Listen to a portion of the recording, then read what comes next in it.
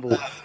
Bang, sebenarnya Bang Juma ini tahu ada keanehan di Al-Quran itu tahu. Cuma Bang Juma ini ya bertahan sakit, dilepas sulit.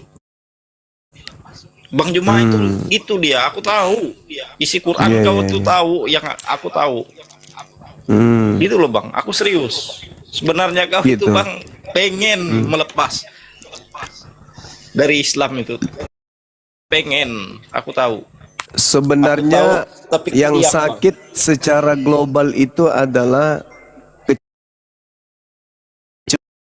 Islam itu ya kalian. Enggak ada yang Kalian tidak tahu bagaimana siapa yang cemburu? ucap Nggak ada yang cemburu. ucapan Yesus ketika Yesus datang ke Bani Israel. Kalian tidak tahu Yesus suaranya seperti apa. Pada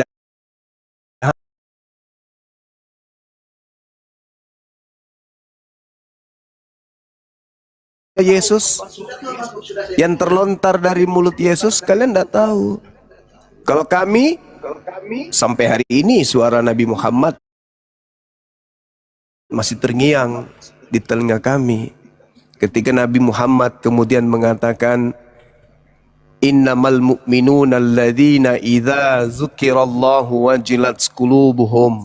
Suara itu terngiang dan lisan Rasulullah itu kemudian tersimpul di dalam Al-Quranul Karim. Jadi ketika kami ingin mendengarkan suara beliau, cukup kami membacakan Quran. Nah, itu suara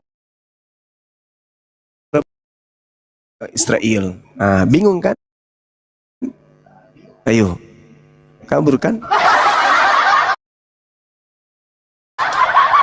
Ketika Yesus di bait suci, apa yang Yesus sampaikan kira-kira? Dia mengatakan begini, akulah jalan. Oh, itu bahasa Indonesia. Yesus tidak mungkin bahasa Indonesia. Kena kan kau? Makanya antara kamu dengan kami itu ada perbedaan yang mencolok. Apa itu? Kalian mengalami sindrom kecemburuan akidah. Kalian cemburu terhadap agama Islam. Saking cemburunya, segala upaya kalian lakukan untuk menghina Islam, menjatuhkan Islam, menghujat Islam, menyerang Islam, memframing Islam, dan seterusnya. Kami tidak pernah mengusik agama kalian. Islam tidak pernah mengusik. Islam itu tidak pernah ada tokoh Islam yang kemudian membuat Bible dalam bahasa Arab. Nggak ada. Atau orang Islam membuat Al-Quran dalam bahasa Yunani. Itu nggak ada.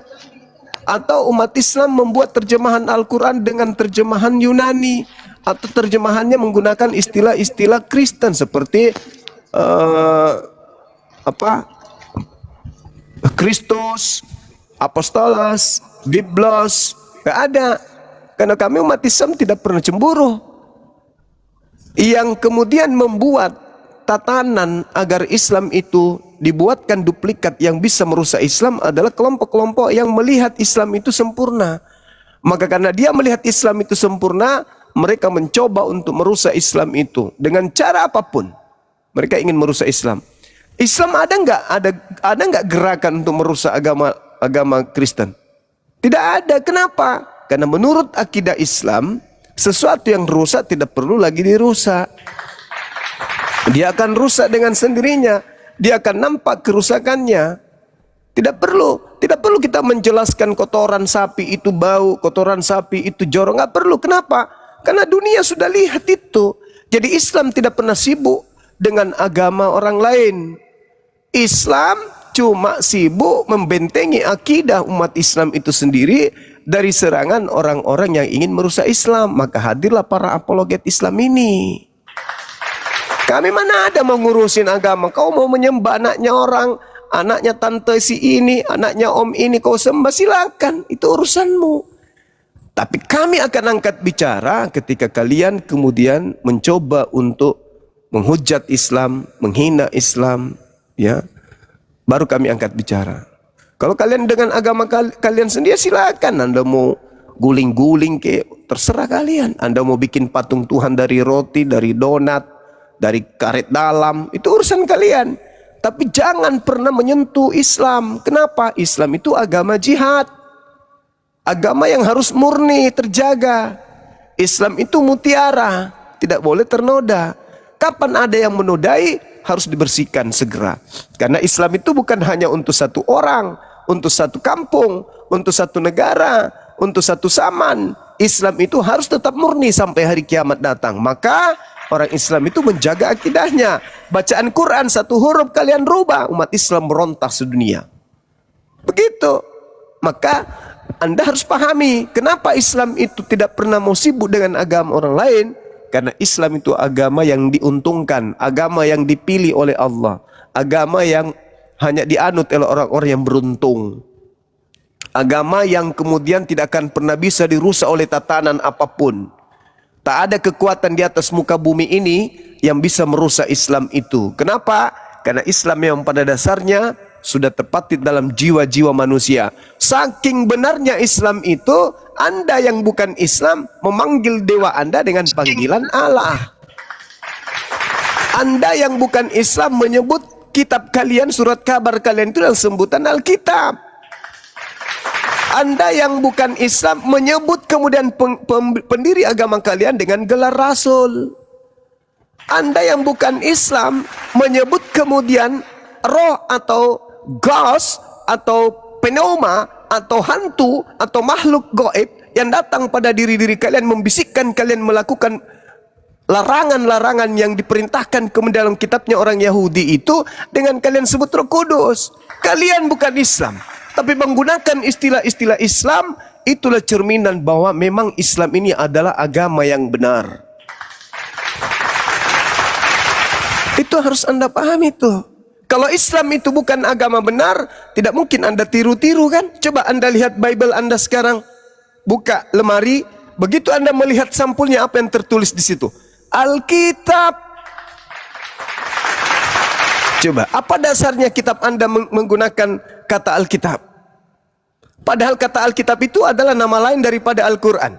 Zalikal kitabu la raiba fihi hudal lil muttaqin. Zalikal kitab. Alkitab. Inni Abdullah atani Alkitab. Alkitab. Kenapa Anda menggunakan nama lain daripada Al-Quran? Coba, Anda sadar nggak itu? Itu karena kebenaran yang ada dalam Al-Quran, mutiara yang ada dalam Islam, tidak akan pernah bisa ada kekuatan yang menghalangi itu. Iblis bersatu dengan orang-orang kafir untuk memadamkan cahaya Quran, itu tidak akan pernah bisa. Justru kalian menyebut kitab kalian dengan sebutan Al-Quran. Apa itu? Alkitab. Sadar nggak itu? Ada nggak orang Islam menyebut kitabnya dengan sebutan Bible, Biblos, Biblika, Tatabliyah? Ada nggak? Nggak ada. Kenapa? Islam itu derajatnya tinggi, kitab sucinya tinggi, Tuhannya maha tinggi. Jadi tidak bisa kemudian dia dibawa daripada yang lain. Sedangkan kitab lo berubah jadi Alkitab, ikut-ikut Al-Quran. Hebat kan? Hebat. Gelar Nabi Muhammad Rasul, kalian ambil. Kalian nobatkan juga kepada tokoh kalian. Rasul Paulus, Rasul Lukas. Lucu kan? Lucu. Malaikat Jibril, gelarnya Roh Kudus. Kalian ambil juga kan? Dan apesnya, level Roh Kudus yang adalah malaikat di Islam, yang adalah malaikat Jibril di Islam, kamu sehakikatkan dengan sembahanmu. Berarti kamu menyembah apa? Menyembah malaikatnya umat Islam. Justru jauh lebih itu, Nabi Isa manusia bagi umat Islam. Membangkitkan orang mati, jauh daripada membangkitkan orang mati. Apa itu? Tanah liat dia bentuknya jadi burung ditiup. Hidup dia. Tapi level Nabi Isa manusia bagi umat Islam. Bagi lo, Tuhan. Rendah kan? Rendah. Al-Quran mengatakan khaliqu kulli syai'. Sang Khalik Allah menciptakan segala sesuatu termasuk roh. Sembahanmu roh. Rendah levelnya. Islam tinggi, nggak bisa kau kalahkan. Roh, sembahanmu roh kan? Ya, roh itu bagi Islam cuman ciptaan Tuhannya umat Islam. Tuhanmu anak Maria kan? Manusia. Manusia bagi Islam itu hanya ciptaan. Kau menyembah ciptaan. Oh, derajatmu rendah. Islam tinggi. Jauh. Al-Quran. Apa Al-Quran itu? Kalimatullah, kalamullah. Apa itu kalamullah? kitab yang diwahyukan oleh pencipta langit dan bumi kepada batin baginda Rasul Muhammad SAW, kepada akal sehatnya, kalbunya, lalu kemudian dilisankan melalui mulutnya. Kitab lo dari mulut Yesus nggak? Enggak. Di bawah derajatnya. Maka pantaslah kemudian kalau kalian terseok-seok dari belakang mengejar kami tapi tetap aja tertinggal. Sulit itu, sulit kalian untuk bersaing dengan kami. Kenapa? Kedudukan kitab kalian dengan Al-Quran nggak bisa disetarakan, nggak bisa. Dengan hadis nggak bisa juga, apalagi hadis sahih. Oh, nggak mungkin, mustahil bisa duduk setara dengan hadis sahih. Bagaimana dengan hadis dhaif? Nggak bisa juga. Hadis dhaif dengan kitabmu lebih tinggi hadis dhaif. Yang cocok adalah hadis maudhu. Apa itu hadis maudhu? Hadis palsu. Kenapa dikatakan palsu? Karena hadis itu tidak sampai kepada Nabi Muhammad. Perkataan, riwayat yang ada di dalamnya tidak sampai kepada lisan Nabi Muhammad. Pertanyaannya, apakah catatan Lukas sampai kepada lisan Nabi Isa atau Yesus? Tidak sampai. Maudhu. Maudhu jauh levelnya dari hadis sahih. Hadis sahih dari Nabi Muhammad. Nabi Muhammad ke sahabat, sahabat ke tabi'in, tabi'in kepada tabi'in, lalu kemudian ke perawi. Sahih artinya Yesus ke Lukas, Lukas ke ini ke ini ke ini. Ada nggak? Nggak ada, mata rantainya terputus. Maka nggak bisa hadis sahih, apalagi Al-Quran. Oh, nggak bisa dong. Al-Quran nggak bisa. Kitab Anda nggak sampai ke sana. Jadi ya, saya katakan sekali lagi saudara, adalah lebih baik jika kalian kemudian menyadari bahwasanya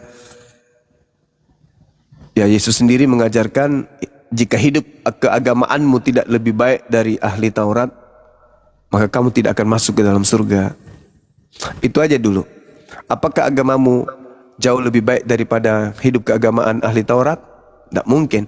Ahli Taurat itu memiliki barang-barang kudus. Ahli Taurat itu memiliki mutiara.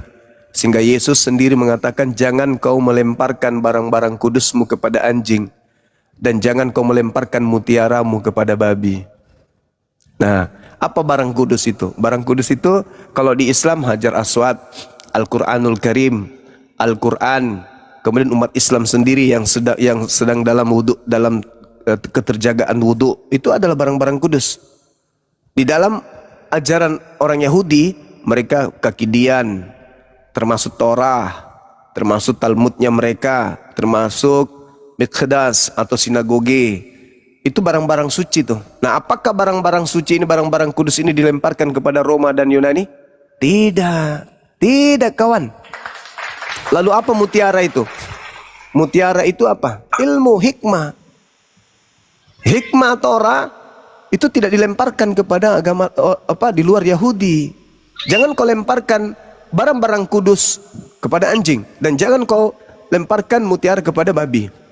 Berarti Yesus tidak memberikan ajarannya keluar Yahudi, malah dilarang. Yang dianggap anjing dan dianggap babi di situ adalah orang-orang yang menolak Yesus dan para pengikut-pengikutnya. Gitu. Matius 7 nomor 6. Jadi siapa yang dianggap anjing di sana?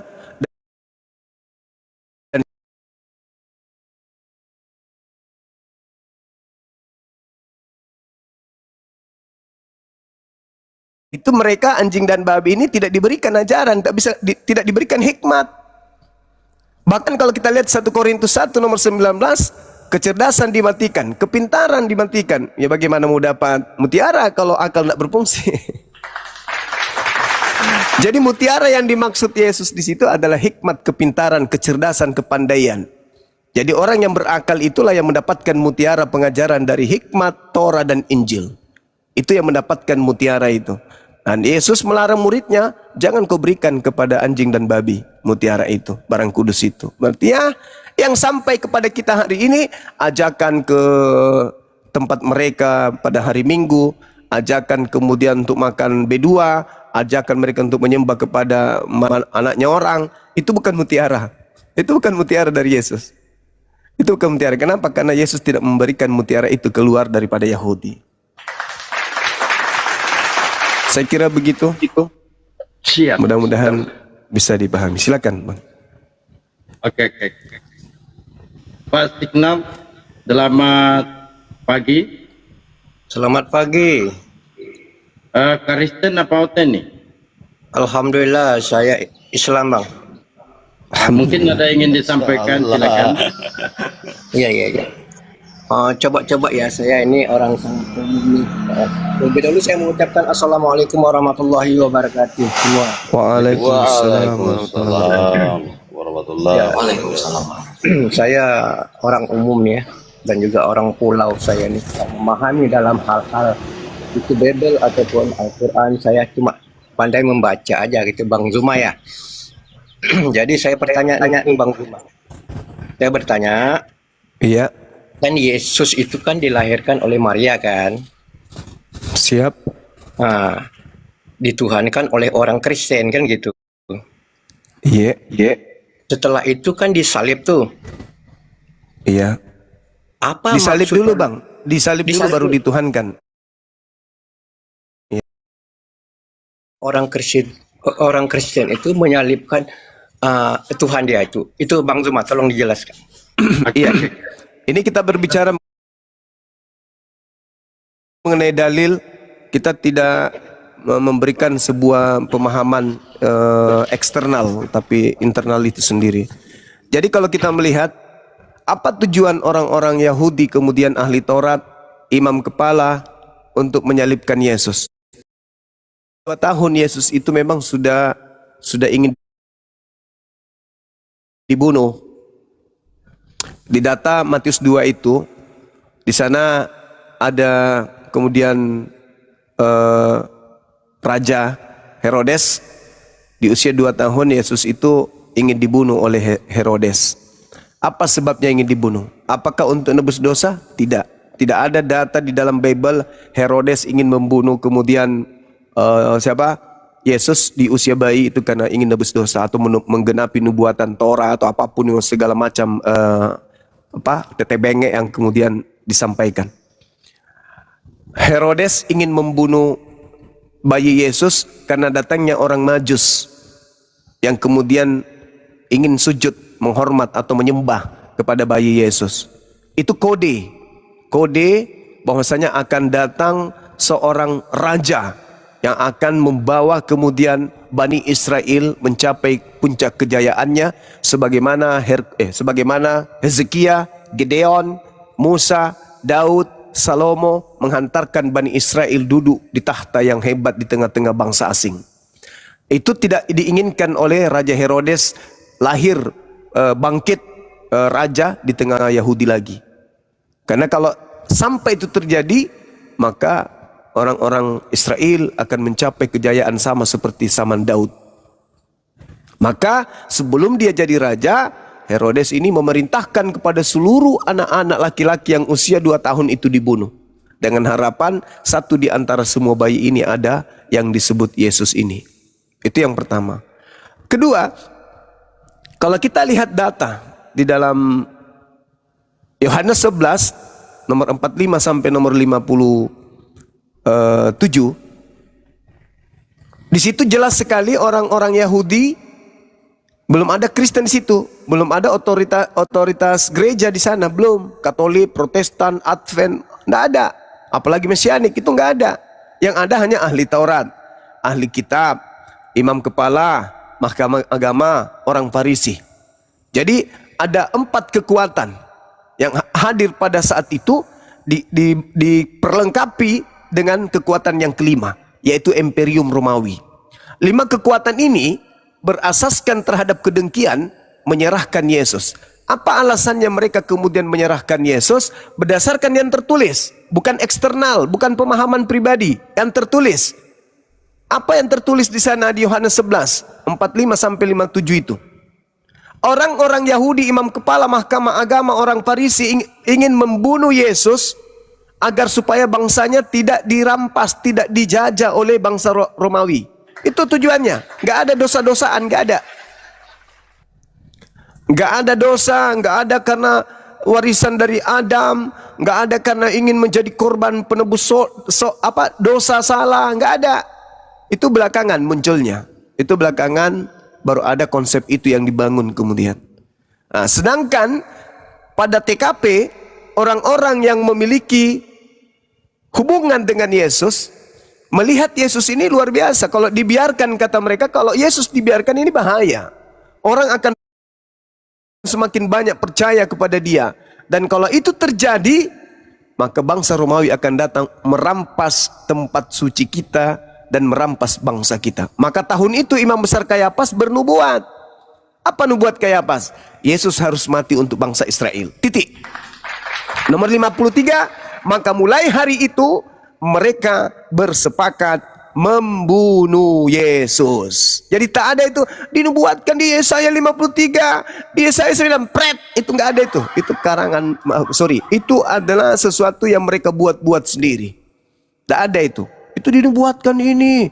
Kalau dinubuatkan, kenapa Kayafas sebagai imam besar tahun itu juga bernubuat?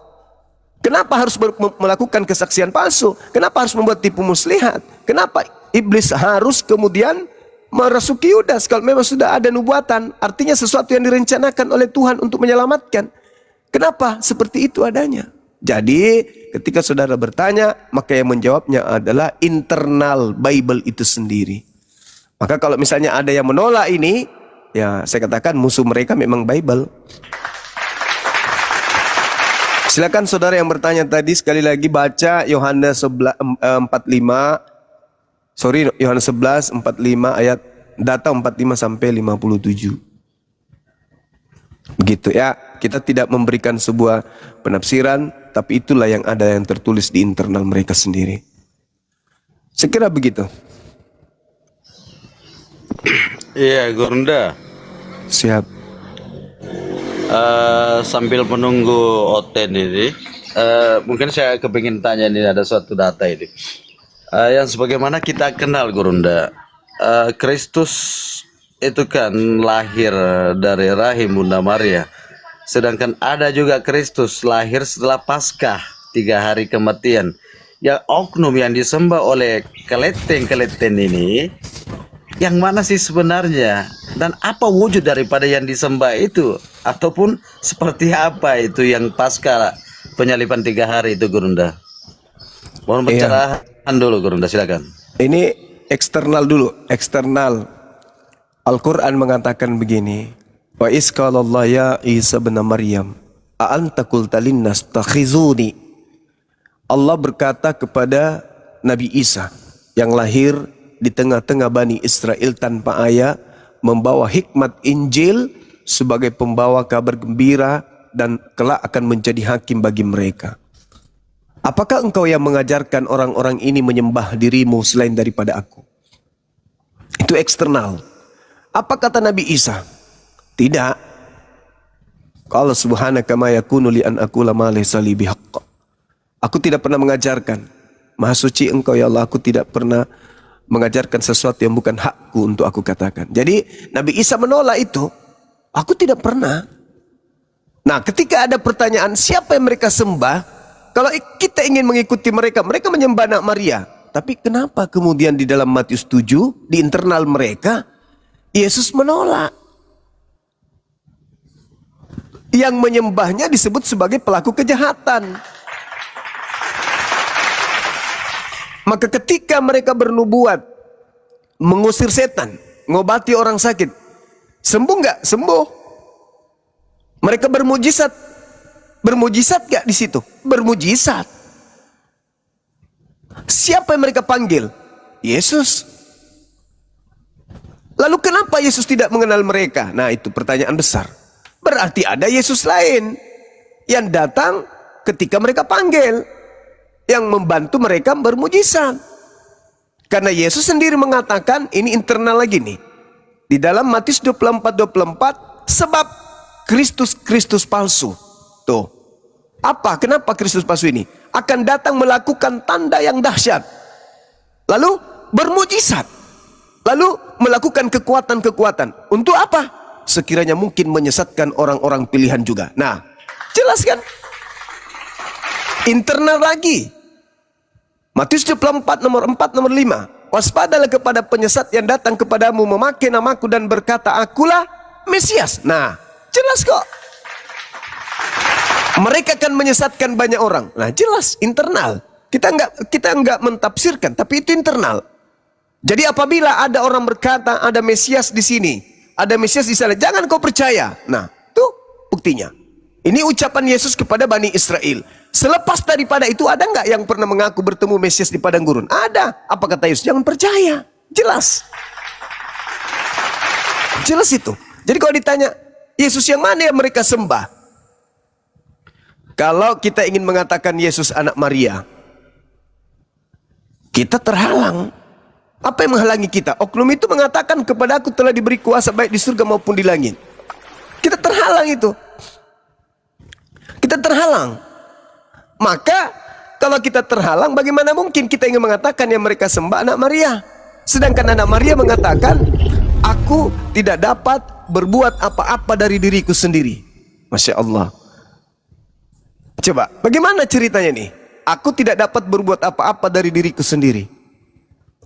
Maksudnya apa itu?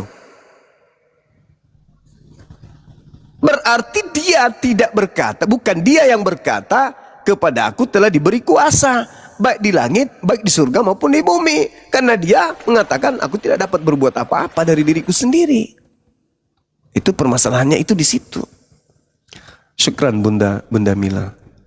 Masya Allah. Nah itu dia saudara-saudaraku, sahabatku. Jadi kita tidak memaknai eksternal, tetapi kita memaknai ke dalam. Bahwa apa yang kemudian diajarkan oleh mereka, endingnya diusir. Aku tak mengenal kalian, hanyalah daripadaku. Satu lagi, ini internal juga. Ketika orang Farisi ahli Taurat bertanya, meminta satu tanda, guru berikan aku tanda, berikan kami tanda. Apa kata Yesus? Angkatan jahat ini minta satu tanda, dan tidak akan diberikan tanda satu tanda apapun kepada mereka angkatan jahat selain tanda Yunus. Sebab Yunus 3 hari 3 malam dalam perut ikan, demikian juga anak manusia berada 3 hari 3 malam dalam perut bumi. Ini tanda untuk siapa? Itu aja kuncinya. Ini tanda untuk siapa menurut Yesus? Keluar dari kubur pada hari ketiga itu tanda untuk siapa? Ya tanda untuk angkatan jahat. Udah selesai.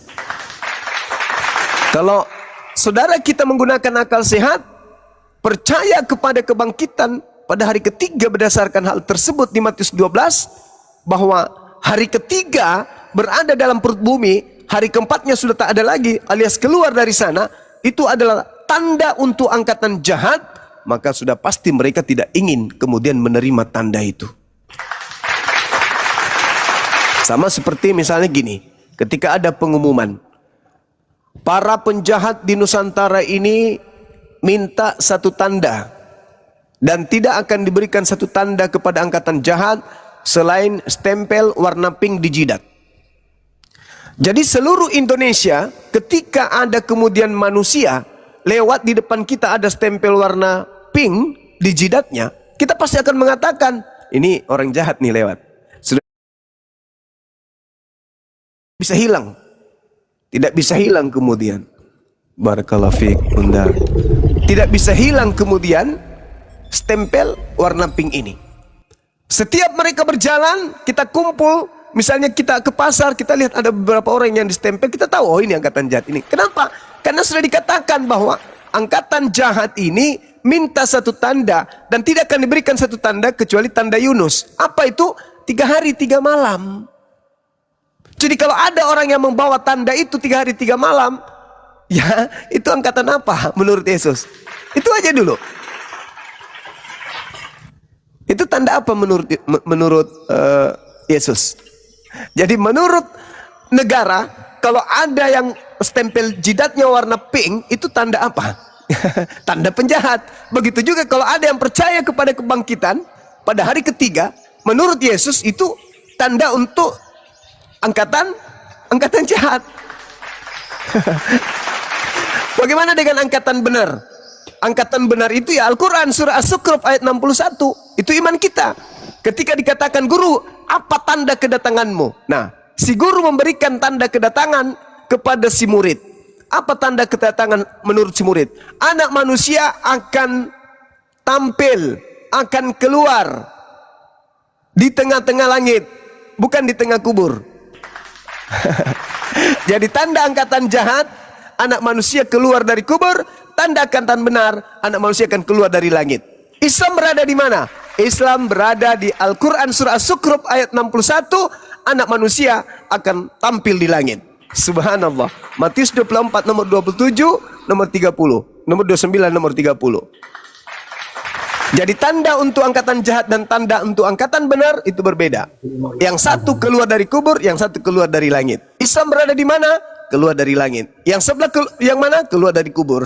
Hai, masolang generasi. Sekira begitu, saudara-saudara. Hancur generasi, masolang generasi. Masolang. Yes. Selamat malam, Zuma. Sabar tuh Bang. Ada tamu Bang. Lanjut. DS, selamat malam. Assalamualaikum warahmatullahi wabarakatuh. Waalaikumsalam. Waalaikumsalam warahmatullahi wabarakatuh. Silakan Bang, mungkin ada yang ingin disampaikan. Waalaikumsalam warahmatullahi wabarakatuh. Ya, saya ini Bang, awalnya dari Oten juga ini Bang. Bang Juma. Siap, Tapi masih goyang Bang. siap. Ini ada mau saya tanyakan Bang tentang Tritunggal Bang. Itu Bang. Ya, dulu. Gimana? Di sana kan Ini Bang Bapak, Habib, abang kan mohon maaf Gurunda. Abang kan Mbak Mualaf, mending Iya, Bang. bertanya Islam, jangan bertanya Tritunggal. bukan Bang. Nanti Bang, itu sampai sana juga nanti Bang. Nggak apa-apa, Kang. Nggak apa-apa, Bang. Yang penting kita ada data, nggak masalah. Silakan. Iya Bang. Kalau data Tritunggal itu kan nggak ada di Bible itu kan. Ada, Bang, ada. Oh ada, oke. Maksudnya Ada. di sana kan Bapak itu kan sebagai sang sumber, anak itu kan sebagai juru selamat, Roh Kudusnya sebagai penghibur dan penolong. Di situ di dalam Yohanes ada pengakuan Yohanes di situ kan katanya pengakuan Yesus kan dia tidak akan bangkit sebelum Roh penolong itu datang Bang. Itu merujuk kepada siapa itu Bang? Roh penolongnya? Roh penolong itu ini internal ya. Kalau roh penolong itu kita lihat di dalam Yohanes 16. Iya.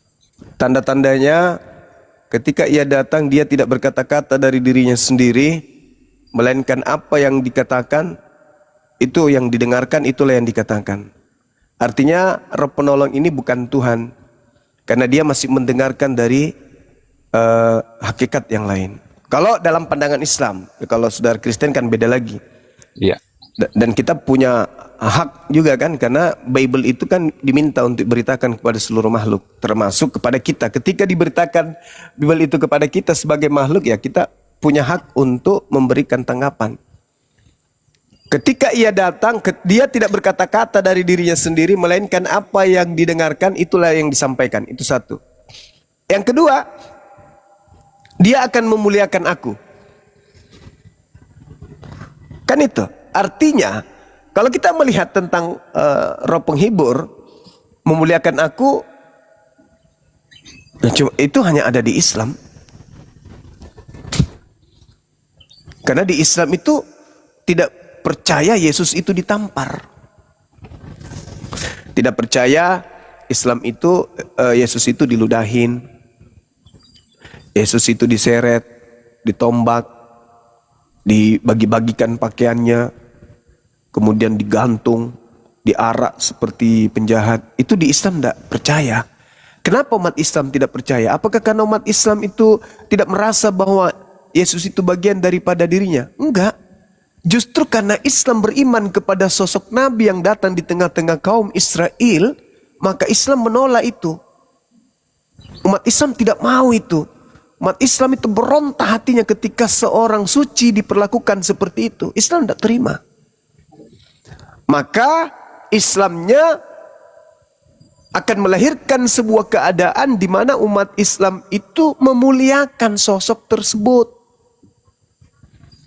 Nah, sementara orang sebelah berjuang mati-matian, yang ditampar harus oknum itu. yang diludahin, yang diseret, yang dibunuh, yang dikutuk harus oknum itu.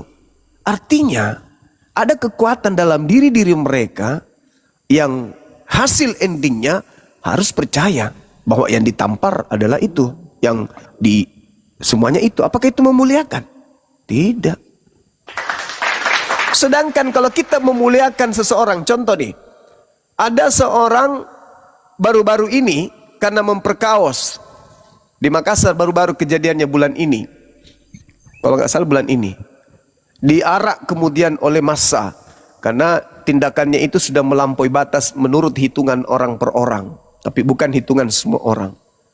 Lalu saya ditanya, bagaimana menurut saudara Suma tentang pelaku tindakan kejahatan yang dimassa oleh masyarakat, lalu diusung, diseret kemudian keliling kampung, ya, padahal oknum tersebut sudah berupa mayat.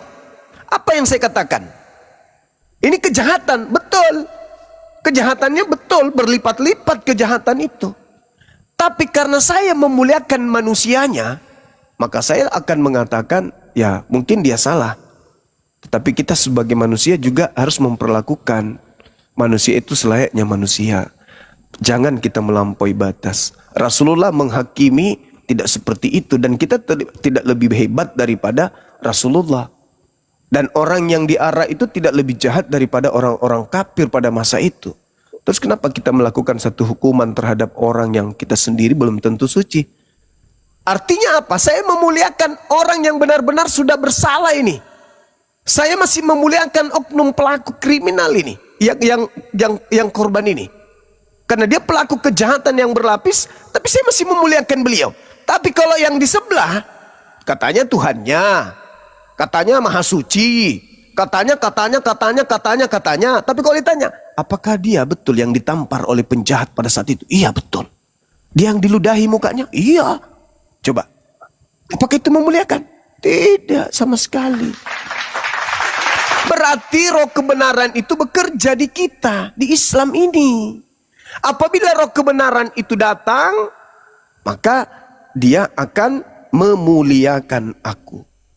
Nah, itulah yang kita imani sebagai seorang muslim, karena kita mengaku bahwa kebenaran itu mutlak berasal dari Tuhan, bukan dari manusia-manusia yang membuat sebuah pengajaran berdasarkan keinginannya sendiri. Saya kira begitu, Bung.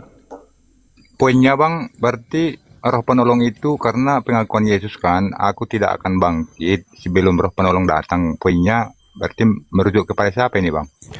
Kalau kita melihat, Bung, eksternalnya dulu.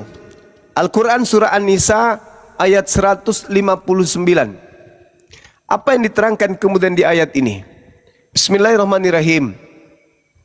Wa im min ahlil kitab illa la yu'minanna bihi qabla mauti wa yaumal qiyamati yakunu alaihim syahida. Tidak ada seorang pun dari antara ahlul kitab, Yahudi, Nasrani, kecuali beriman kepada Isa menjelang kematiannya. Padahal nanti hari kiamat Nabi Isa alaihissalam akan menjadi saksi atas mereka. Nah, artinya bahwa ketika Nabi Isa alaihissalam itu datang, barulah mereka sadar bahwa ternyata roh kebenaran itu adalah baginda Rasulullah Muhammad sallallahu alaihi wasallam yang mendapatkan kemudian tuntunan dari Roh Kudus. Qul nazzalahu ruhul qudus min rabbika bil hikmah. Itu. Sorry, ayatnya keliru. Jadi ketika kemudian dikatakan bahwasanya Roh Kudus itu adalah malaikat Jibril yang datang kepada baginda Rasulullah Muhammad sallallahu alaihi wasallam yang mengajarkan segala aspek kebenaran. Nah, kita lihat lagi di dalam Matius, ini internal mereka. Matius 23. Apa yang dikatakan oleh Yesus di sana ketika Yesus kemudian mengecam orang-orang Yahudi, ahli Taurat, orang Farisi? Apa kata beliau? Yerusalem, Yerusalem, engkau yang membunuh nabi-nabi dan melempari dengan batu orang-orang yang diutus kepadamu. berkali-kali aku rindu mengumpulkan anak-anakmu sama seperti induk ayam mengumpulkan anaknya di bawah sayapnya. Tetapi kalian tidak mau. Kalian tidak mau. Lihatlah rumahmu ini akan ditinggalkan dan menjadi sunyi. Kata Yesus ini detik-detik Yesus terangkat ke langit. Dan aku berkata kepadamu, mulai sekarang kamu tidak akan melihat aku lagi, hingga kamu berkata, diberkatilah dia yang datang dalam nama Tuhan. Kapan ini terjadi? Pada saat kedatangannya yang kedua. Itulah yang diterangkan kemudian oleh Al-Quran. Tidak ada seorang pun ahli kitab yang tidak akan beriman.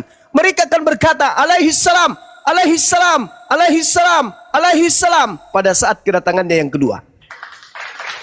Kamu tidak akan melihat aku lagi hingga kamu berkata alaihi salam.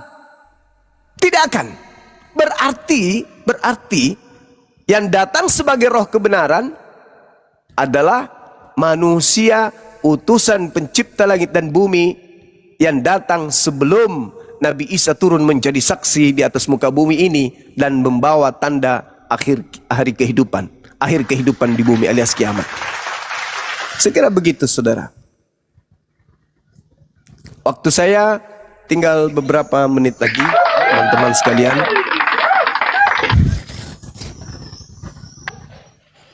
Jangan-jangan yang disembah Oten ini pasca penyaliban, Gurunda? Iya. Jangan-jangan yang disembah Oten ini pasca penyaliban ini ikan bilis ini, Gurunda ini. Karena banyak permintaan di bawah. Teman-teman di bawah yang mau naik Kristen, ya diketik tiga ya.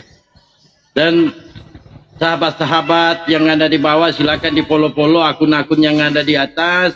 Akunnya Bunda Mila silakan di follow. Ya. Oten yang mau naik ketik aja angka 3 supaya kita tahu. Oh, ini cuplis. Ya, mana angka 3-nya? Angka 3 mana? 5.000. Bang Assalamualaikum warahmatullahi wabarakatuh. Bang Zuma mau kemana? Maaf. Salam. Oke. Waalaikumsalam warahmatullahi wabarakatuh. Kebetulan ada janji dengan pihak Bank Mandiri, Bunda. Mau survei lokasi. Iya. Lihat lokasi. Saya lihat. Iya, Bun. Iya. Kita cari ini. Makasih, Bunda. Kita cari peluang untuk bisa membantu teman-teman kita mualaf, Bunda.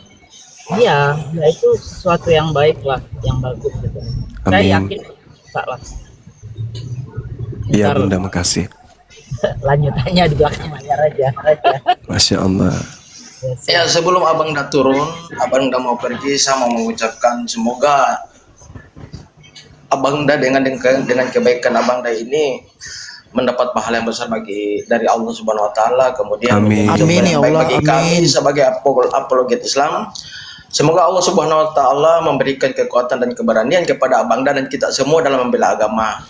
Kemudian semoga abang menjadi duta bagi kami semua, bagi umat Islam, khususnya bagi kita yang ada di negara Indonesia ini. Amin. Untuk menunjukkan bagaimana abang da itu memberikan kita motivasi untuk membela agama kita. Amin. Dan semoga juga abang menjadi contoh untuk kita semua, bagaimana kita ini menunjukkan bahwa Islam adalah agama yang logis dan agama yang rasional. Allah. Saya dari diri pribadi memang kepada abang ini fans sekali sama abang. Walaupun saya dengan abang ini baru 3 kali dengan ini saya ketemu sama abang Sekomal. Semoga abang menjadi contoh bagi kami semua sebagai apologet Muslim yang membela agama, bang. Terima kasih, abang. Amin. Amin. Kita baca dalam Al-Quranul Karim surah Al-Ma'idah. Allah pernah berfirman kepada Bani Israel, di mana firman Allah itu adalah sebuah ketetapan. Apa kata Allah di sana? Man katala nafsan bigairi nafsin aw fasad fil ard faka'annama qatalan nas jami'a wa man ahyaha faka'annama ahya'an nas. jami'a, kata Allah. Jadi dalil ini menjadi dasar pijakan kita kemudian berapologet dengan ikhlas, ridho. Kita sebelum buka komal, sholat 2 rakaat, wudu, niat karena Allah. Karena Al-Quran mengatakan barang siapa yang menghidupkan satu manusia, maka dia sama halnya menghidupkan seluruh manusia.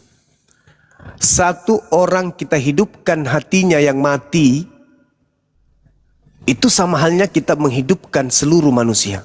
Bayangkan kalau gara-gara lisan kita orang hidup batinnya, yang tertutup akalnya, yang tertutup matanya, kupingnya, lalu kemudian kita menjabarkan tentang Islam, tentang kaidah-kaidah dialog materi Islamologi, Kristologi, mereka kemudian tersadarkan, hatinya terbuka, jiwanya hidup, rohnya hidup. Kata Allah, itu sama halnya kita menghidupkan seluruh umat manusia. Maka berbanggalah kita yang punya sentuhan hati untuk masuk ke dunia apologetik. Luruskan niat kita, insya Allah. Begitu juga teman-teman kita, bayangkan nih, memberikan gift, menafkahi, itu sama halnya menafkahi, memberikan kemudian ruh kepada komal-komal, memberi semangat orang-orang yang betul-betul niatnya tulus untuk Allah, untuk agama.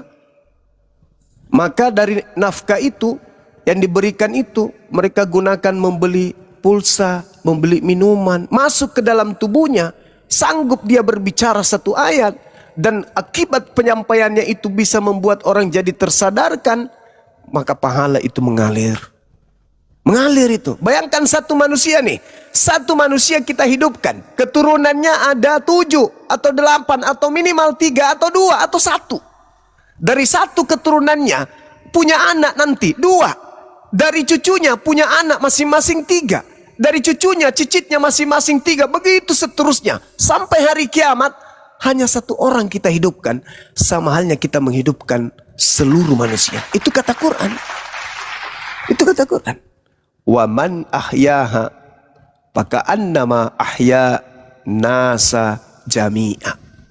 Jadi karena ini kita sudah lakoni, sahabat-sahabatku, teman-temanku, karena ini kita sudah lakoni, kita sudah ada di dunia seperti ini, maka jangan kita rugi, jangan sia-sia.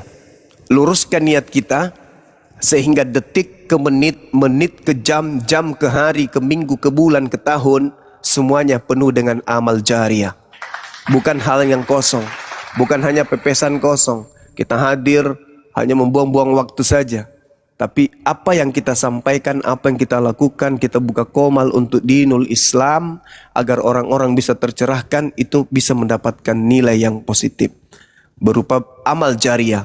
Begitu juga sahabat-sahabat netizen.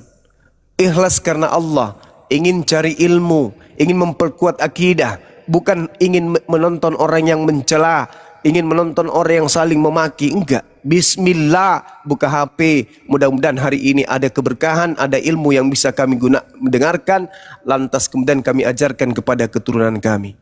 Lakukan itu terus menerusnya. Kenapa? Karena ini dunia kita. Ini dunia yang kita geluti.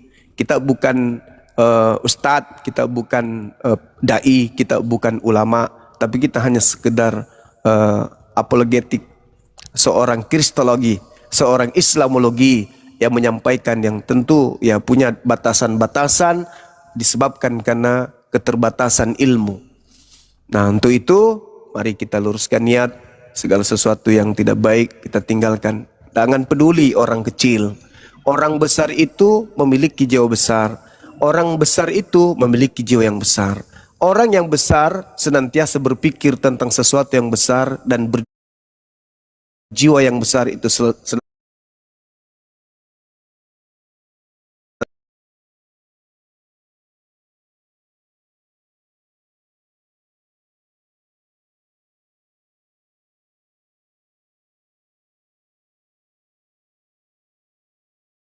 dari saya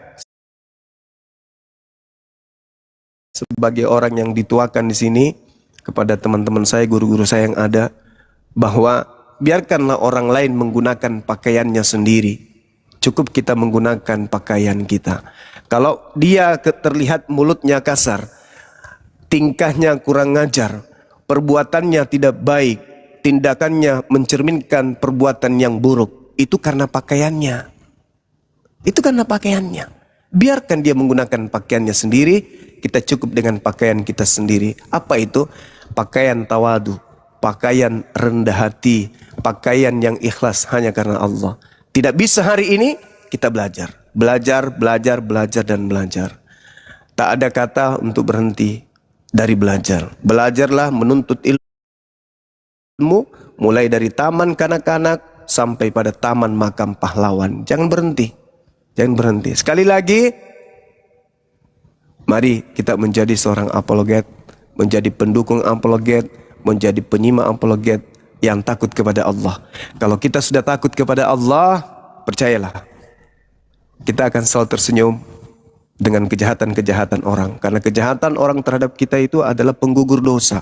Mungkin dulu, waktu kita masih kecil, waktu kita masih muda, waktu kita masih remaja, orang tua masih hidup, pernah sekali, dua kali kita nyakiti hati ibu. Pernah sekali kita merasakan kemudian menang berdiskusi atau berdebat dengan ibu, dengan ayah. Seorang pakar Islam, Imam Syafi'i, berkata, apabila kamu berdebat dengan bapakmu, dengan ayahmu, tentang sendal misalnya, seketika kamu berdebat dengan ayahmu tentang sendal, lalu saat kau berdebat, ayahmu merendahkan suaranya dari suaramu, maka sesungguhnya kamu telah durhaka kepadanya.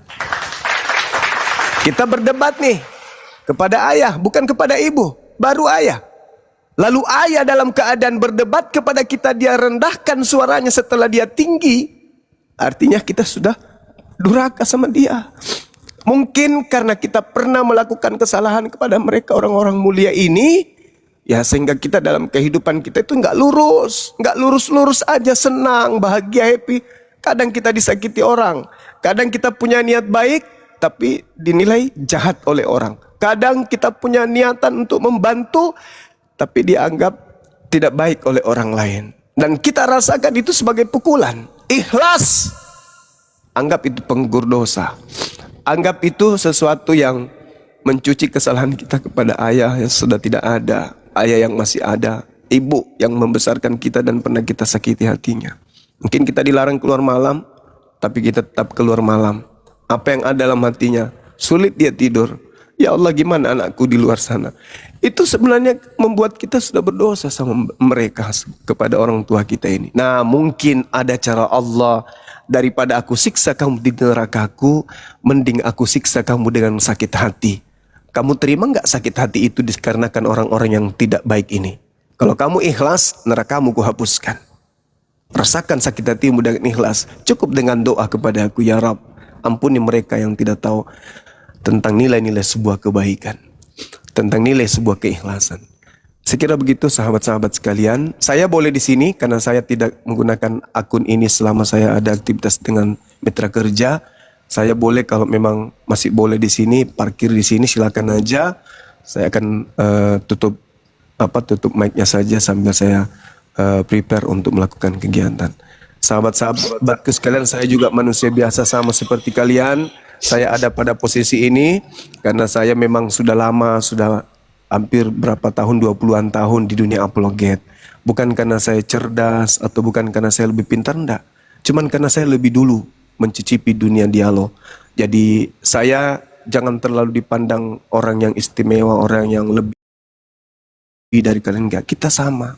Cuman karena saya lebih tua, lebih dulu dari kalian. Tapi kalian jauh lebih hebat. Kalian punya semangat yang luar biasa. Begitu juga netizen. Kalian jangan berkecil hati. Wah, kami hanya pendengar. Enggak. Waktu, ruang, kemudian harta yang kalian sisihkan untuk dunia apologet ini, itu semua akan menjadi saksi di akhirat. Tolong agama Allah, kitalah ini yang menyimak, yang menyaksikan. Banyak orang yang memiliki banyak waktu, tapi mereka lebih disibukkan main game, main yang lain. Tapi kita ini alhamdulillah masih di tengah-tengah kesibukan, kita kemudian memperhatikan dunia apologet. Oh iya, saya cerita sedikit teman-teman. Ini kenyataan saya kebetulan kenal dengan seorang ibu baru-baru meninggal, belum sepekan yang lalu. Beliau sangat baik. Beliau adalah kakak dari seorang artis ya, Yus Yunus ya, yang yang artis ini, bukan yang penyanyi dangdut, presenter dengan apa beliau itu ya. Nah, kakaknya itu hampir setiap saat ngechat ke Bang Zuma. Saya ketika membawa kajian di acaranya teman kita sahabat Hashim, Bang Hasim di Jakarta, dan ketika saya kemudian membawa kajian di acara BMC di Bandung, sehari sebelum saya memberikan kajian, beliau cetakkan saya baju, beliau sendiri yang buat, saya pakai di acara itu. Kemudian di acara saya dengan Kodondi berdua yang baru-baru ini, itu baju yang kupakai juga dari tangan beliau. Hari Rabu beliau meninggal, hari kalau nggak salah hari Sabtu apa hari Minggu beliau meninggal. Jam 1 malam dia chat saya, dia bilang gini, Bang Zuma, ibu kena bronkitis. Dia kirim video dan fotonya, ibu lagi di rumah sakit,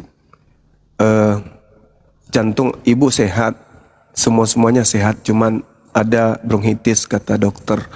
Doakan ibu ya Bang Zuma, mudah-mudahan apa yang selama ini saya dengarkan dari apologet itu bisa menjadi senjata saya untuk melembutkan hati saya, menghapuskan kebencian-kebencian saya kepada teman-teman saya yang dulu, menghapuskan kemudian dendam saya kepada teman-teman saya yang dulu. Saya bilang gini, ibu kenapa gitu, karena ada apa, kenapa cerita yang lalu-lalu? Enggak Bang Zuma, chatnya masih ada sama saya.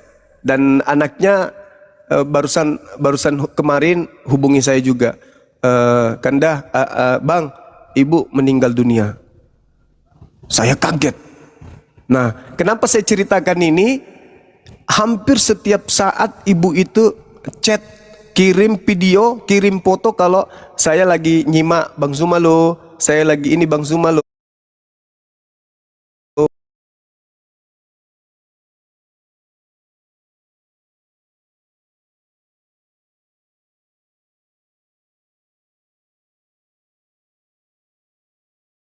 Ya, baju warna biru itu dari dia tuh. Nah, untuk itulah teman-teman sekalian, berbahagialah ibu kita ini, semoga beliau diberi kemudian nikmat oleh Allah, masuk ke dalam golongan orang-orang yang diberi nikmat keselamatan.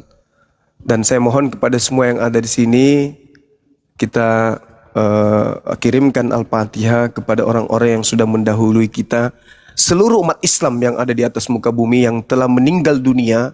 Kita kirimkan bacaan Al-Fatihah sama-sama. Bismillahirrahmanirrahim. Alhamdulillahirrabbilalamin. Ar-Rahmanirrahim. Maliki yaumiddin. Iyaka na'budu wa iyaka nasta'in. Ihdinas siratal mustaqim. Siratal ladzina an'amta 'alaihim ghairil maghdubi 'alaihim waladdallin. Amin. Saya kira begitu teman-teman sekalian. Saya di sini boleh ya, masih ada 2-0 kan? Nanti kalau misalnya ini saya sambil nyimak. Saya akhiri dari materi saya.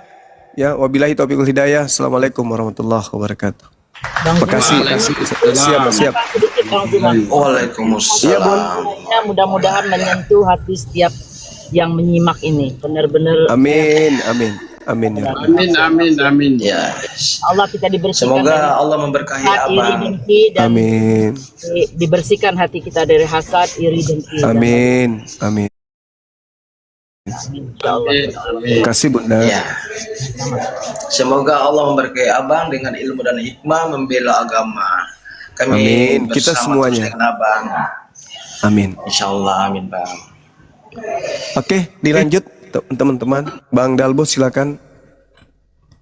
Dinda Dewa, lanjutkan. Iya, izin bang. Sebelum Dewa Siap. turun, Dewa mau buka koma jam 9 sama Pak Iya. Datuk gitu ya. Baik, ini bang, apa sih? Dewa jadi lupa ngomong apa barusan. Nih. Datuk siapa? Datuk siapa? Datuk ini Pak siapa? Padang. Pak Datuk itu yang di Padang. Oh, siap, siap. Yang bantuan itu Ya, ya. tadinya sih Dewa cuma mau nyimak aja di bawah karena rame kan, ada Bang Juma pasti rame. Cuma tadi karena ada seger-seger aja bang, makanya Dewa pengen naik. Karena Dewa rindu bang, jujur aja. Dewa rindu ngehina orang bang. Bener, ngehina orang Dewa rindu. Dulu kan dia sering Dewa, kalau Dewa pengen ngehina orang kan dia selalu diundang sama Dewa, ya kan? Biar naik lah. Dan ini pun dia kasihan juga bang. Dia kan kemarin sempat yang namanya frustasi masalah pernikahan. Pernikahannya itu kan tidak direstui sama orang tuanya. Sementara Siapa? seger-seger Oh, seger-seger udah cinta mati sama si perempuan itu. Tapi orang tuanya nggak mengizinkan, saudaranya nggak mengizinkan. Kenapa saudaranya nggak mengizinkan? Ya karena dia mau nikah sama anak monyet bang, sama anak monyet dia mau menikah. masuk orang generasi. Nah bunda, Dewa lagi kangen pengen ngehina orang, pengen seger-seger. Bener, pengen kangen aja itu. Dan ini terakhir aja dari Dewa ya. Gimana sih Bang Dewa baru dikasih tausiah seperti itu. Iya. Baik, Dewa izin pamit. Akhir dari Dewa, tadi Bang Juma menceritakan mengenai soal orang tua kita, ya kan? Jika ibu adalah ratu tanpa mahkota dan bapak adalah raja tanpa singgasana, mudah-mudahan orang tua kita diterima di sisi Allah tanpa hisab dari Allah Subhanahu wa taala. Amin. Amin. Amin ya Allah, amin. Bang Dewa, terima kasih. Baik, Dewa izin pamit semuanya ya. Bunda Mila, makasih banyak Bunda Mila ya. Semoga Allah balas kebaikan Bunda Mila dengan pahala. Amin ya Allah ya Rabbal Alamin. Pak Dalbo, Bunda Rati, Pak Edus, Bang Juma, Dewa mau buka koma dulu. Bang Terapi, terima kasih banyak semuanya. Assalamualaikum warahmatullahi wabarakatuh. Waalaikumsalam. Oh, ini kakaknya Hadi Yunus, kenal kan? Oh, Hadi Yunus ya kenal. Kakaknya beliau Bun yang dekat dengan kita, yang dukung kita Banget juga. ya, sampai chatting terus ya. Iya Bunda. Dia sering hampir tiap hari. Karena dia sudah menganggap kita sebagai anaknya. Nah, kakak kandungnya beliau ini, kakak kandungnya Hadi Yunus, nah anaknya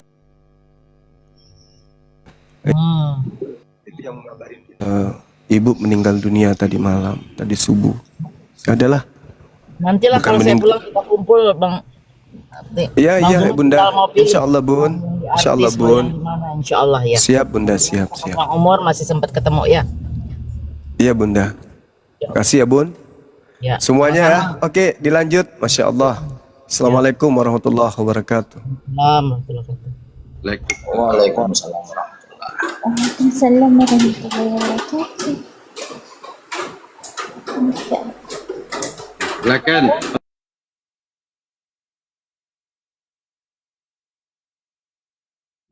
Perempuan dia. Ih, tapi kemarin siapa yang ngomong? Suami. Hah? Iya kan kemarin Bunda kita Mila. ngobrol. Saya nggak pernah dengar suara Mbak Ratu. Mana? Saya nggak pernah. Oh, Yang lain mana? kali. Sorry. Lambangnya yang Lain. lain. Lain. Sorry Bun, sorry. Kan yang punya lambang itu kan banyak.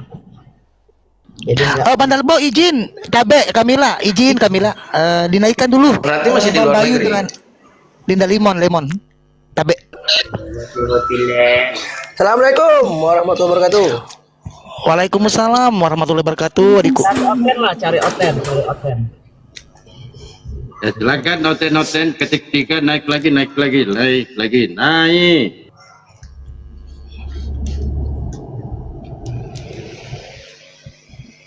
Yang belum follow akun di atas silakan di follow ya. Assalamualaikum, Di-follow juga Bunda akunnya Mila. Bunda Mila. Waalaikumsalam. Semoga dipanjangkan umurnya, diberkahi umurnya Gurundaku. Semangat selalu Gurunda. Udah Amin. Amin. Ya, untuk apa saudara kita Kristen yang mau naik diskusi ya kepada Abang Darbo mungkin karena Gurunda Bang Suma lagi rehat sementara waktu ya. Ada Linda Pendeta Lemon dengan Abang Bang Edos. Jadi yang pertama itu bawa adab ya, yang kedua harus bawa data yang kuat gitu ya sebagai pembanding karena Anda berhadapan dengan Bang Darbo yang juga sangat paham dengan Bible Anda itu sendiri gitu ya. Jadi Anda dihadapkan dengan apologet yang bukan seperti yang kamu kira, mungkin ya mudah kamu patahkan argumennya, tetapi ini lebih by data mereka ya seperti guru kami Bang Darbo dengan guru Bang Suma dengan yang lainnya. Seperti itu teman-teman Kristen, silakan naik nih ada temanya. Bang Terapi, hari Ya. ini bahagia banget sampai dapat 2 paus gitu, gimana sih? Iya, Kamila, saya berterima kasih sebelumnya kepada Kamila dan yang lebih indah dalam hidup saya pagi ini kenapa? Iya, saya Rapi, Bang Rapi. Iya. Bang Iya, Rapi. Diko. Cair, Rong, Ya. cair. Jadi gini, Adindaku Pendeta Lemon. Ya, Saya apa, secara Bang? jujur bahagia sekali ya. Yang terinti di sini adanya Abang Bang Suma ya. Ini sebagai bentuk rahmat Allah ya, sehingga beliau ada waktu ya menyempatkan waktunya kepada komal kita gitu ya. Juga ada Gurunda Bang Darbo ya, semuanya Kamila juga ya Bang Edos. Jadi ini bukti bahwasanya kita memang betul-betul berjuang karena Allah selalu ada di barisan Gurunda kita Bang Suma. Saya jujur ya, sebelum saya ada keberanian untuk berdialog atau buka komal, saya selalu mengamati Abang Suma selama berapa tahun. Mungkin sekitar ada 10 tahun kalau nggak salah. Makanya izin Gurundaku Bang Suma, ciri khas yang selalu saya ingat adalah kita ketika serius menerapi oten tuh, kamu diam, kuculuk, biar ku terapi kepalamu. Nah inilah makanya kenapa saya termotivasi untuk menggunakan akun terapi oten karena Bang Suma. Ya seperti itu Kamila ya. Dan Masya Allah akhirnya juga diperkenalkan sama guru kami Bang Darbo. Ya inilah bentuk nikmat dan bahagia kami juga kepada Kamila dan semuanya. Adindaku Pendeta Lemon dan Bang Edos juga. Ya. Sehat barokah.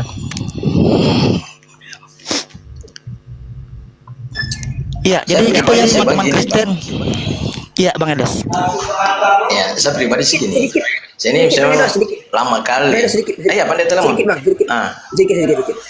Abang-abang yang di bawah ya, guru-guru, saya nggak tahu siapa ini. Tolong dong dibantu dibantu akun saya ini, akun baru ini soalnya ya, abang-abangku ya. Rasain dulu.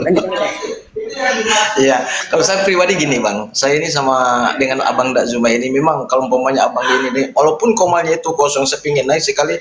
Cuma gini ya, saya itu merasa bangga sekali ketika saya bertemu sama atau saya komal sama Bang Zuma ini. Karena kenapa? Karena dari saya ini, mulai dari naik komalin 2001, saya ini mungkin sudah kenal lama juga sama Bang Darbo. Mungkin kita itu hanya naik di komal-komalnya Bang Wan dulu kan, walaupun di situ. Jadi yang membuat saya termotivasi sama Bang Zuma ini ketika dia itu bukan dialog ya, dia ini berdiskusi santai saja sama Bang Nefros itu.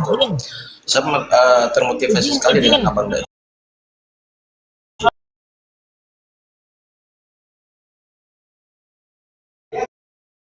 Oh iya, silakan. Kata Bang Darbo nih, saya nggak ngerti mana yang oten mana bukan. Banyak oten di bawah, saya juga nggak tahu yang mana listnya. Ya itu dia Kak Darbo karena sekarang oten sudah pintar. Makanya saya katakan ketik 3. Ya, yang mau naik oten ketik 3 sebagai petanda. Iya, itu dia Kamila. Yang saya maksud Kamila sekarang Oten itu pintar karena namanya nggak berbau-bau Kristen lagi ya. Kalau dulu kan ada Lambertusnya, ada Lampernusnya ya kan. Gini Bang Lemon, sayembara. Yang naik oten yang naik tahan 1 jam atau 2 jam saya kasih 100 koin. Dah, ayo. 1 menit. 1 menit. Ini dia mau nyamar saja jadi oten. Enggak mau saya Bang, enggak mau saya, berdosa saya nanti. Enggak mau saya. Selamat pagi saudara-saudaraku. Pagi. Saya bangga bisa masuk komal ini saudaraku. Saya Pak Cukup, artis komedi nasional saudaraku. Saya Pak Indro, artis juga di sini. Siap. Mudah-mudahan di Komal ini saya banyak belajar, saudaraku, karena selama saya masih hidup, saya ingin belajar di atas langit ada langit, saudaraku. Masya Allah. Jadi judulnya ini mantap sekali, saudaraku. Judulnya mantap. Jadi ini yang bisa menerangkan harus orang-orang yang punya ilmu goib, dalam arti ilmu laduni, saudaraku. Jadi nanti coba saya terangkan. Kalau saudara percaya enggak apa-apa, enggak percaya enggak apa-apa, saudaraku. Lanjut, silakan. Yang ditanyakan kepada saya siap, saudaraku. Oke, siap. Tunggu dulu. Abang Kristen ya? Saya Islam, saudaraku. Oh, nggak perlu saya tanya, Bang. Tempatnya ini nanti ini room Islam untuk Islam. Oke. Ini hotel. Gitu, Bangku. Bang Dalbo, Buddha Mila, ini di atas Bang Dalbo ada juga nih tamu ini deteksi siapa? Tunggu dulu, supaya kita tidak seperti Komal Oten ya. Ya oke, abangnya Delsan, makasih sudah naik. Kita turunkan dulu ya. Terima kasih saudaraku. Kalau memang ini khusus roomnya Kristen, saya terima kasih karena saya ini memberikan ajaran di luar dari agama. Wajar aja di pasar loak. Enggak gini, Bang Deta ingin ingin belajarkan kita tentang ilmu goib. Berarti dia tahu tentang bagaimana mengetahui pikiran orang kan seperti itu. Saya mau tanya tadi itu. Oh, ilmu-ilmu kota. Apa yang saya pikirkan? Ayo tuh, sapa dulu tuh. Detek. Selamat malam. Assalamualaikum warahmatullahi wabarakatuh. Waalaikumsalam. Waalaikumsalam warahmatullahi wabarakatuh. Ada yang ingin disampaikan, Bang? Waalaikumsalam warahmatullahi wabarakatuh. Waalaikumsalam warahmatullahi wabarakatuh. Tapi Dalbo ini abang aku itu, kakak saya itu. Bukan kakak-kakaan deh, kita butuh Oten. Ya. Iya, enggak apa-apa. Enggak apa-apa, saya izin turun. Thank you. Didarati, sabar dulu abang aku, Bang Deteksi. Didarati bisa nggak sih karena itu kakaknya Adindaku, Adindaku turun dulu ya, Diko ya. Entar baru naik lagi ya. Kita kasih waktu Bang Deteksi. Ada Mandalbo nanti juga ya. Boleh ya, Diko? Rati? Iya. Oke, makasih ya Diko ya. Kita butuh satu. Nanti dibawa aja ya, baru kita ini. Iya, assalamualaikum adikku.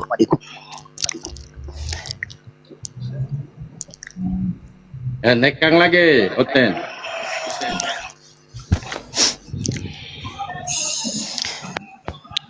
Iya, saya sedikit mengisi Bang Edos ya. Jadi kenapa sampai saya sematkan tema ini, apakah Yesus Tuhan?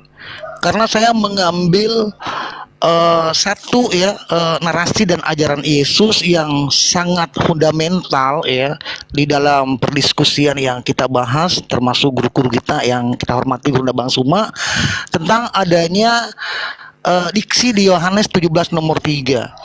Inilah hidup yang kekal itu, engkau harus mengenal satu-satunya Tuhan yang benar dan mengenal Yesus yang engkau utus. Kan di situ ada 2 poin. Poin pertama, Yesus mengajarkan, mengisyaratkan untuk hidup yang kekal itu harus mengenal satu-satunya Tuhan yang benar dan mengenal Yesus sebagai utusan. Begitu banyak data tentang Yesus tersebut bahwa beliau ini adalah utusan ya. Nabi, rabi gitu ya, banyak gelar hal itu gitu. Nah, kemudian saya coba memberikan satu data pembanding dari narasi Paulus di 1 Korintus 8 nomor 6. Di situ diksinya ada satu Allah dan Yesus Tuhan. Kalau saja Yesus sebagai utusan, kenapa sih Paulus ini mengabadikan Yesus sebagai Tuhan itu gitu loh Bang Edos. Silakan Abang Daku Bang Edos. Oke, terima kasih Bang Da. Jadi gini, kalau kita berbicara tentang diksi dalam Yohanes 17:3 ini sebenarnya menarik. Di situ dikatakan kan kalau dalam bahasa Yunani kan ginosko, seperti itu. Jadi kata mengenal dalam konteks ini tidak hanya berarti mengenal secara intelektual saja, tetapi juga memiliki makna yang mendalam. Kalau seumpamanya teman-teman Kristen mereka paham tentang hal ini, kan di situ mengenal secara pribadi, mengenal tentang hubungan yang intim kepada Allah, dan memiliki makna yang mendalam yang saya katakan itu tadi. Jadi konteksnya itu Yesus mengenal, Yesus ini berbicara, kalau umpamanya kita pakai apa namanya, kalau orang Kristen bilang ini, itu ada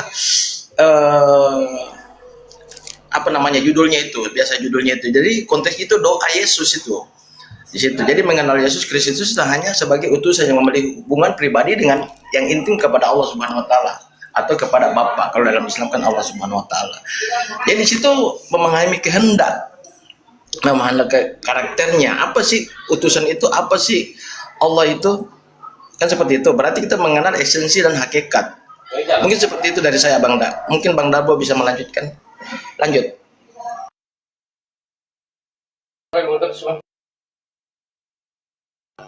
Iya, ada tamu tadi. Maaf Bang Edo. Iya, jadi sebenarnya sangat jelas ya. Yesus ini sebagai penyampai pesan ya.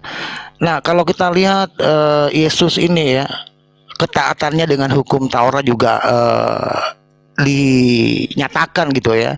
Ada di